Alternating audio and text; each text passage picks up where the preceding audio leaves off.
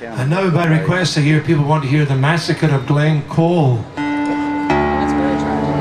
Yeah, but he won't do the Yellow Murray. This took place on February the 13th, 1692. Oh, 1692. I remember it well. Well, a digit, 200 years.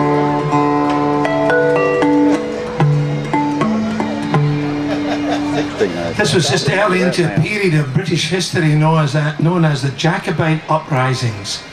And this is because in 1689, 3 years before this incident took place, there was a change on the throne of the United Kingdom of Great Britain. Well, James Stuart, James II, sitting on the throne, was deposed and sent into exile. And he was a Catholic Stuart, and his daughter was a Protestant. His daughter was Protestant Princess Mary. She married a Protestant prince from the House of Orange in the Netherlands, and they took over the throne of Britain in 1689. Naturally, of course, we're talking Catholic Protestant. There was an uprising, particularly in the Highlands of Scotland, which at the time was predominantly Catholic and followers of James Stuart. They rebelled against the crown for a period of almost 60 years and are known as the Jacobite rebellions, coming from the Latin name for James, Jacobus. That's how they got the nickname Jacobites. The uprisings were put down in 1689, the first year that the king was deposed. And the following year, a major battle between the Catholic and Protestant forces took place in Ireland. A decisive victory for the Protestants, which is the one that they celebrate in Northern Ireland today. Well, after this decisive victory in 1690, there was still troubles and unrest in the Highlands of Scotland, as I mentioned, for another 60 years. But the King William, sitting on the throne after his decisive victory, put out a proclamation for all these clans in the Highlands of Scotland to pledge allegiance to his throne. And they were all advised to do so by their king in exile, King James Stuart, you know. Didn't want any trouble for his followers back in Scotland. And they were all signed this document by January the 1st of 1692 at the appointed time. That is all except for a particular group of MacDonalds, troublemakers, riffraff from the village of Glencoe, who thought, the old chief says, I'm going to wait to the very last day to sign this allegiance. And he went up north to Fort William from the village of Glencoe, a journey about 12 miles. And went up there on January the 1st. And when he got to Fort William, they said, we can't take your signature here, MacDonald. You'll have to go to Inverary Castle, which is a great deal journey. It took him about 4 or 5 days to get down to the Campbell stronghold, Campbell's being a loyal clan to the crown. So he didn't make it down there, but he was tardy in his signing, and that was enough for to make an example out of these MacDonalds. So an order was written up to send a regiment of soldiers into the village and to massacre them, get rid of all the women, children, men. Nasty piece of business this was.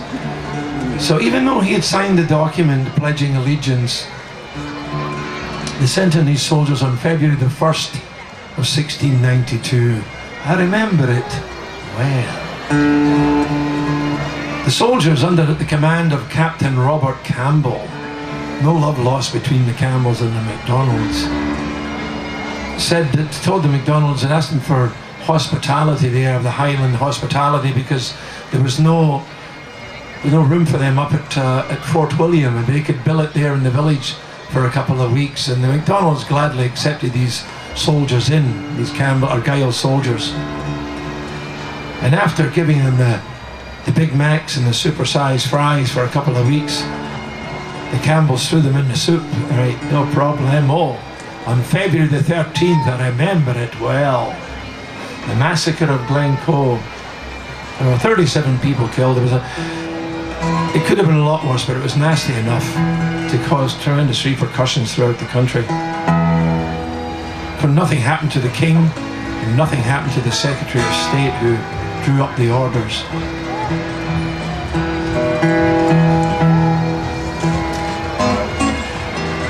So Here's a song, The Massacre of Glencoe, from I was on a couple of my recordings over there on the CD, and it's half as long as the introduction. Here we go.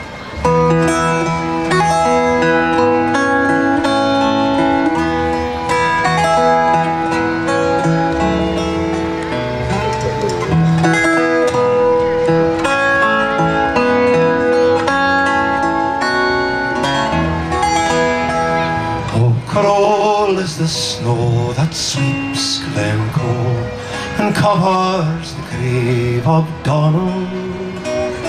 Cruel was the foe that raped Glencoe and murdered the house of MacDonald. They came in a blizzard, we offered them heat, out for their heads, dry shoes for their feet. We wined them and dined them, they ate of our meat, and they slept in the house of MacDonald. And cold is the snow that sweeps Glencoe and covers the grave of Donald.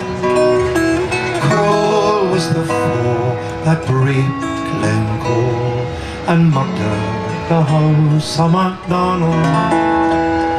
They came from Fort William with murder in mind. The Campbell had orders, King William had signed. Put all to the sword, these words underlined. Leave no one alive called MacDonald.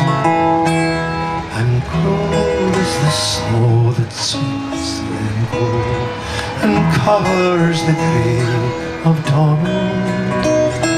Cruel was the foe that raped Glencoe and murdered the house of MacDonald. They came in the night, all our men were asleep. This band of Argyles through snow soft and deep, like murdering foxes among helpless sheep. They slaughtered the house of MacDonald. Cruel is the snow that sweeps Glencoe and covers the grave of Donald. Cruel was the foe that raped Glencoe and murdered the house of MacDonald. Some died in their beds at the hands of the foe. Some fled in the night and were lost in the snow. Some lived to accuse him who struck the first blow. But gone was the house of MacDonald. And cruel is the snow that sweeps Glencoe and covers the grave of Donald. Cruel was the foe that raped Glencoe and murdered the house of MacDonald. The snow that sweeps Glencoe and covers the grave of Donald. Cruel was the foe that raped Glencoe and murdered the house of MacDonald. And murdered the house of MacDonald.